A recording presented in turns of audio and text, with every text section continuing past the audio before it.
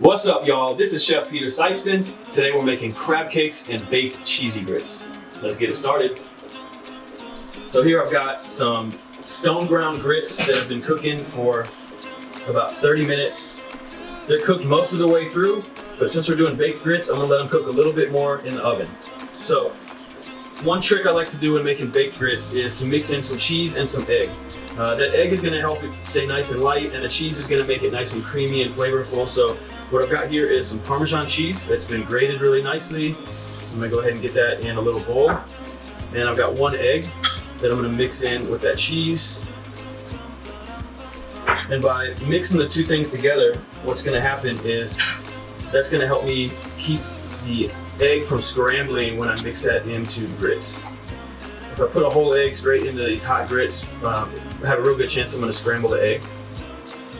So just mixing these together a little bit before it goes in should give me a much better product in the end. So once those are mixed, we'll get those right into the grits. Making sure I get all that stuff out of there. And we'll mix that in real good.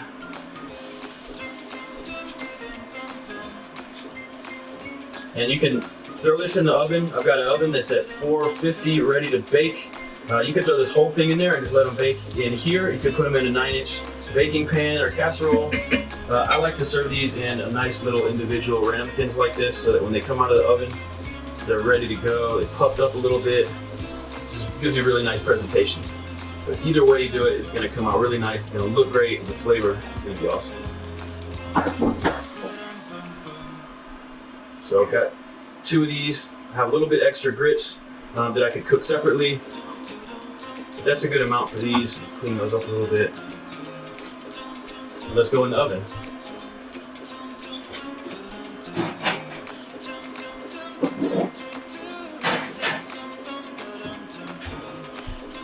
All right, now that the grits are going, those are gonna take 10 or 15 minutes in the oven. I'm gonna get my grits out of the way.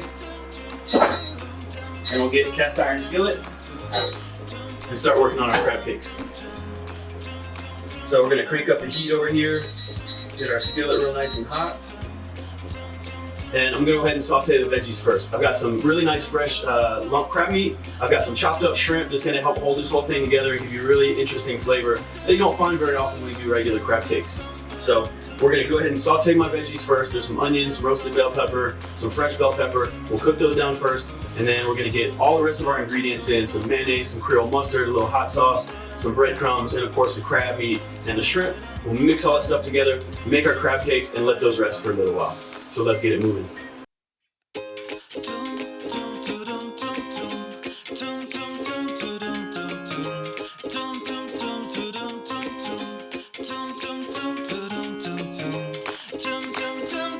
All right, so my veggies are all cooked. I'm gonna get these off the heat and out onto a little tray to cool. That's where I can mix in the rest of my ingredients. So I've got a nice little baking tray here. I'll take all these veggies and we'll get all the rest of the stuff mixed in.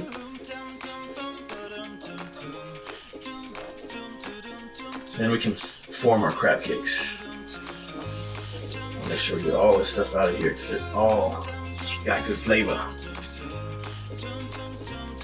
All right, spread that out just a little bit so it can cool off some. While that's out, we'll go ahead and add in everything else. I've got some mayonnaise. Get that out here. I've got some Creole mustard.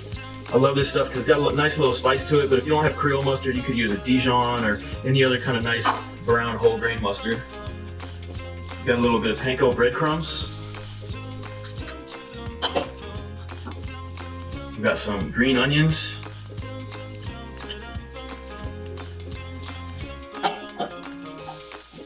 And then of course I've got my shrimp. This is a really nice little baby shrimp. They're super sweet. As you can see, I chopped these up pretty small.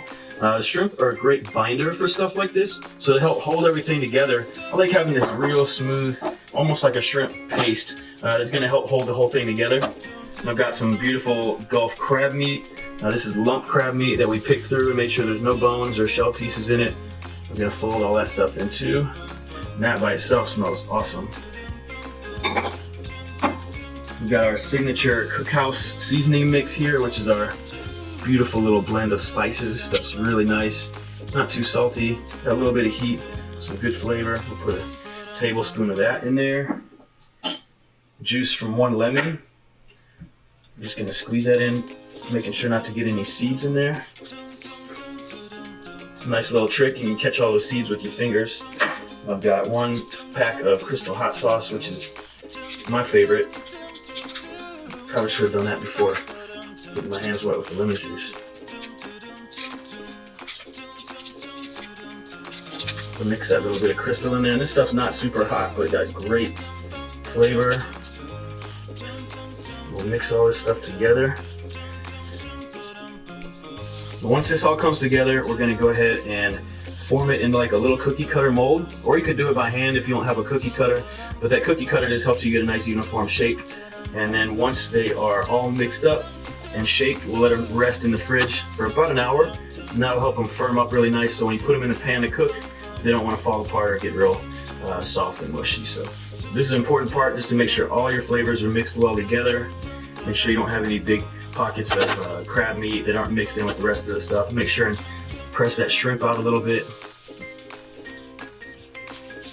so everything's mixed, combined really well. Now, if you wanted to do this gluten-free, you could totally do it that way with just a couple of simple substitutions. If you don't want to put the panko breadcrumbs in there, you could do mashed potatoes, or if anybody has like the potato flakes, kind of dried potato flakes in the pantry, this is a great way to use those up. You could use potato flour, a lot of different substitutions you can do. The purpose of the panko is really just to kind of help hold this together a little bit and keep it nice and moist.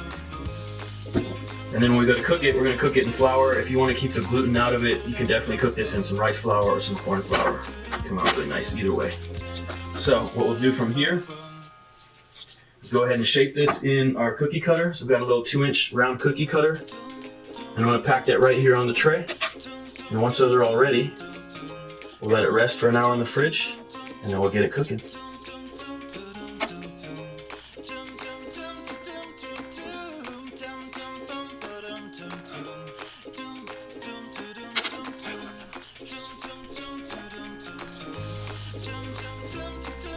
Alright, so crab cakes have had some time to rest in the fridge. This should be nice and firm and ready to get breaded in some flour. Like I mentioned earlier, you can do this in flour or breadcrumbs, whatever you want. I've got some all-purpose flour with a little bit of our Cookhouse seasoning mix and a little bit of salt. And all we have to do is real gently get these in the flour, a little bit on top and on the bottom.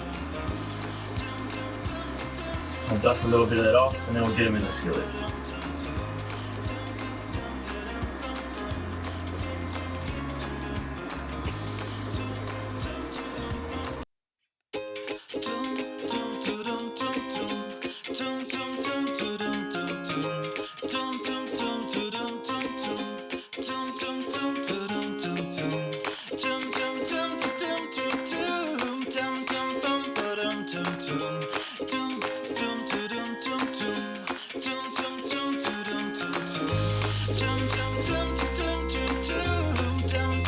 Alright y'all, everything's coming together now. I've got my crab cakes ready to go. I made a little fresh salad. So here I've got some shaved zucchini, a little olive oil, some fresh basil.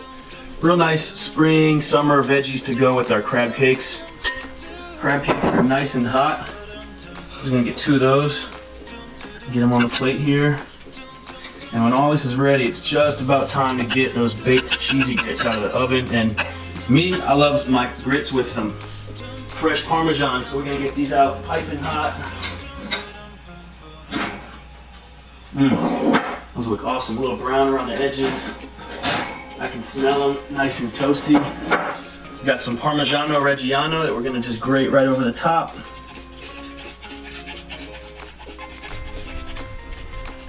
Oh man, this smells so good. Those grits are nice and puffy now with the egg, a little bit of cheese in there. We've got some fresh chives. That'll go great with that. Offset that nice rich umami flavor and saltiness we get. I'm gonna get a little bit of those on the crab cakes too. And guys, this is looking like a great meal. It smells awesome in here. I am starving. I hope y'all are hungry too. Thanks for joining today. Check us out at cookhouseathome.com for lots of recipes, cool cooking tips and videos. Happy to have y'all with us again. Have a good one, y'all.